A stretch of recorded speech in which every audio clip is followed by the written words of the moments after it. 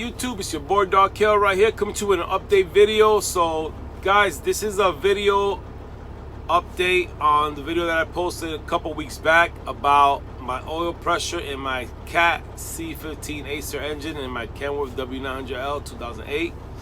I'm not a professional YouTuber, guys. I actually have my phone rigged in a way so that it can like face down, because I'm trying to make this video real quick. Because I'm pretty sure there's guys out there going through what I'm going through, and I feel like, you know, it's just informative, you know what I'm saying? When I was in the search for videos about this, I couldn't really find too much of someone actually talking, telling their experience. Now, all the help that I've gotten since I got this cat engine, actually since I got my first truck, which had a Detroit 60 series in it, there's a guy that I follow on YouTube, guys. His name is Acert. It's A-D-E-P-T and then A-P-E, like ape, Acert. This guy is a certified cat tech, and he is the bomb. This guy is super informative, very professional, knows what the hell he's talking about, and he's helped me with a lot of pinches. He's the one that I was watching videos when I first got this truck. I was told the oil had just been changed. I know the engine was rebuilt. It had about 230,000 miles on it. So I ran it, but after like 2 or 3 weeks, I noticed that my oil pressure was real low, like under 40. And I looked up, and according to the videos I seen, these C15 Acert engines, they should run at about 50 psi. That's around the norm right there. When you first crank him up, cold start, he's gonna go to like the 60, but it goes down. Average running, 50 psi on a heavy load. It probably goes a little under 50, but at 50 psi is where you want to be at. So I started noticing that it was getting down low, and it actually got to a point where the lights were yelling at me. I had the protect engine light. The engine light was coming on me, telling me, and it was because of the low oil pressure. So watching videos, I saw a couple of things that it could be. Acert 8 said that start simple and work your way up. So the simplest thing was to change the oil. I skipped that process since it just had an oil change. I didn't want to, the oil change is like $307. I didn't want to drop all that money unless it was necessary. So I'm thinking, well, the oil pressure's low. The truck is running real good though. Like, it's idling great. It's going up mountains. Like, I know it's marking low oil pressure, but it's running great. So I went to the second step, which was to change the oil pressure sensor, because that piece was only like 100 and something bucks. The harness, and when you change it, you gotta buy the harness separate. It's like 107 bucks. Anyway, I went ahead and bought that piece. We got it switched out. That was not the problem. I rode it like that for like another 2 weeks. It was starting to get annoying. Like, I was running, my truck, I was running the truck, everything was good, just the lights would come on. So I started thinking that, hey, maybe I got an issue with my oil pump, or maybe I didn't know what to think. So what I did was I took it to a dealer, a Kenworth dealer. It was actually a Peterbilt, but they go hand in hand. And I actually took it to a dealer before I bought the sensor, before I bought the oil pressure sensor. If you watch my previous videos, I talked about that. They connected the computer. If you guys don't know, if you haven't seen my previous video, it's about $249. They'll connect the computer on, then they'll tell you what's wrong with your truck. They told me it's nothing mechanical. It's not the oil pump. The oil pump, is not that. It's definitely a sensor of some kind. That's what they told me. So I'm like, oh crap, it's probably these AVIs or one of this. It's just, I'm like, crap, man. So whatever. I went with the oil pressure sensor. It wasn't that. When I changed that and it kept on doing it, I was like, oh, okay, so it's probably gonna be the AVI sensor. So I was like, you know what? Let me go back to step one. Acert 8 said start simple. So I was like, you know what? It's already been a couple thousand miles. Let me go ahead and change the oil on the truck. Change the oil, because he also said that these C15 Acert engines, they build a lot of soot in the oil filter. So I changed the oil, and sure enough, the problem was gone. I mean, the truck was running great. It was idling at 50 psi on a heavy load. It was like, 48, 47. I mean, it was doing what it had to do. And I'm like, great. All it was a damn oil change, clogged up oil filter. And I was super happy. I made a video about it. I was super happy. So now we're about close to 7,000 miles past, since I did that oil change. And my oil pressure, I'm noticing that, every week has been dropping lower and lower, and, it's back down to about 40, 41, 42 psi on a heavy load. You know what I'm saying? And so it's not as where it was. The lights are not coming on, but it's definitely lower than what it was when I first changed the oil. So I'm like, crap. And I'm going to tell you guys, this is why it's so important to check your oil. And I'm so guilty for this, when I first got the truck, I was checking the oil and I saw that it was marked over above fill. So I thought maybe the guy who changed the oil previously just put too much oil in there. So when I changed the oil, I made sure that the oil was at the level. So since I did the oil changing, I know this is bad, but I have not checked my oil since I changed the oil about 3 weeks ago. It's a new rebuilt engine. I know that they got the oil change done at the Maybach shop. I witnessed myself, so I'm thinking, okay, the truck's running great. So I haven't checked the oil. The weather's been real bad out there and all that. That's not an excuse, but that's the truth. It's been so cold out there. I just didn't want to go out in the cold and open the hood and do a PTI. And then when I came home, I just wanted to go home to my family, man. If you guys have family, you're married with kids, then you know how it is, man. So anyway, but this morning I got home for Valentine's Day.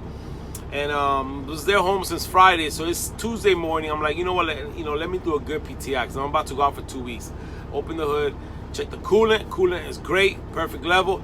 Check the oil, and I noticed that my oil is well above the full mark and is not black. And I'm like, damn, it's been almost 7,000 miles. This oil should be black. If you got a diesel truck, then you know that even after you change your oil, after about 1,000 or 3,000 miles, the oil should be black. I mean, that's just how it is.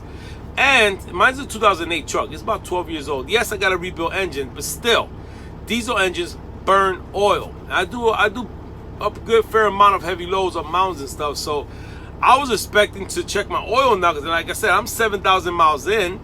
So I'm like, all right, I'm probably gonna have to add a little oil. That's normal. I have another truck that I changed the oil, and my 05 Century, I changed the oil, and I probably have to add half a gallon after like 10,000 miles.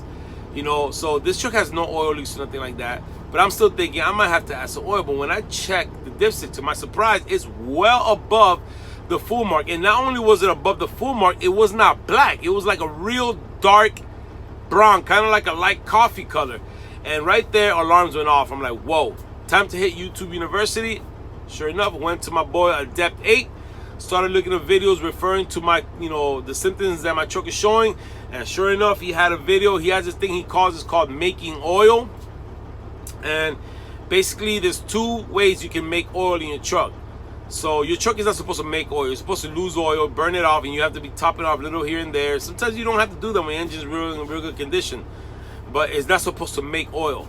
So 2 things that can happen: coolant in your oil, diesel in your oil. Those are the 2 ways to make oil. Mine was not coolant. Like I said, my coolant level is perfectly fine, clean coolant. Coolant gets in your oil, that's bad. It starts to mix up, it changes colors. But my oil was just getting a little lighter, and my oil pressure is going down, so it makes sense to me. According to the video, if you're getting diesel in your oil, it's like getting paint thinner in paint. The viscosity of it gets thinner. So that's the symptom that my truck is showing. It was well above the full mark, and it wasn't dark like it usually was, and it wasn't as thick. Like, it can actually drip off the dipstick, and I knew right there that something's wrong. So according to the video, he says the most common way in these cat engines that you get diesel in your oil like that is through the fuel injectors. And it doesn't mean that your fuel injector is bad. It could just be the O-rings, and if it's just the O-rings, great. You know what I'm saying? But it's still a big job. They gotta remove the whole rock arm, all that stuff to do the job. But the O-rings themselves are not that expensive. But he's, like I said, Adept 8. Guys, if you got a cat engine, you have to look this guy up, because this guy will save your ass and save you money. Ways that you can check your truck yourself. So that's what I did. So he has a video that tells you how to diagnose it yourself. You buy this little bottle. It's about that big. It's about like 4 inches. It's a little dye bottle of dye, and it's safe for diesel. It's made for that. While your engine is off and cool, you unscrew your fuel filter, you pour a little bit of the diesel out, and then you top it off. You put all the contents of the bottle, you put that whole dye in the filter, the fuel filter. You screw it back on tight.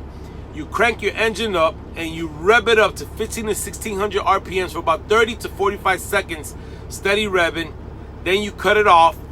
And the next step is you remove the valve covers. Now, valve cover is not that tough to remove. It's just a couple screws. It's not like removing a head. It's just a cover. It's literally just like a plastic cover.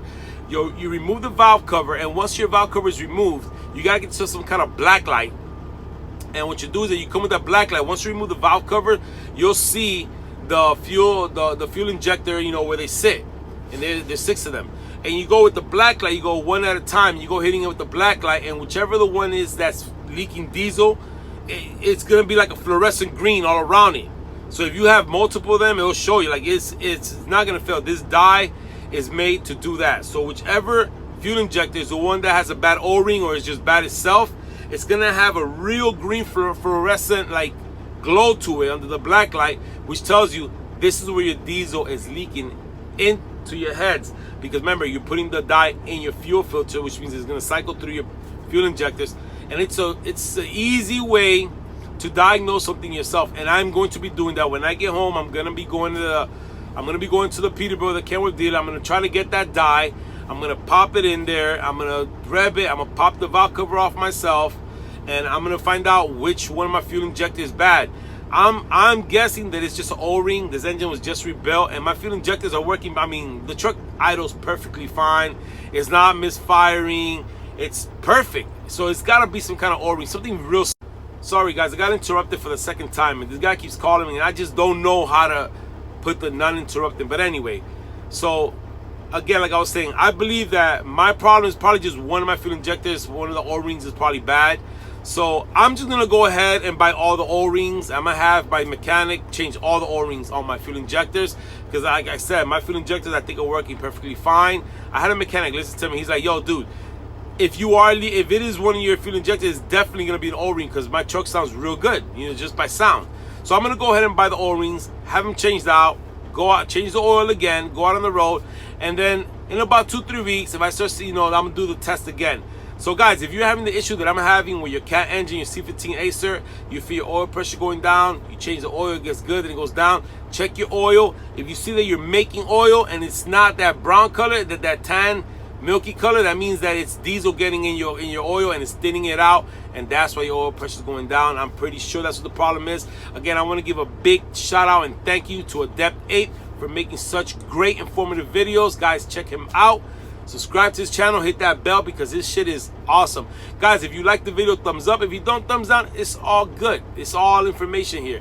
I just wanted to put a video out there for people that might be going through what I'm going through, that are probably looking for someone to actually tell them what their experience was. So that's what I'm going through. So guys, I'm sorry that I went into like long minutes, but this is some real good information. If you're going through this and you're still listening, then that means that you're going through what I'm going through. I hope my video helps you out, and I appreciate you for watching.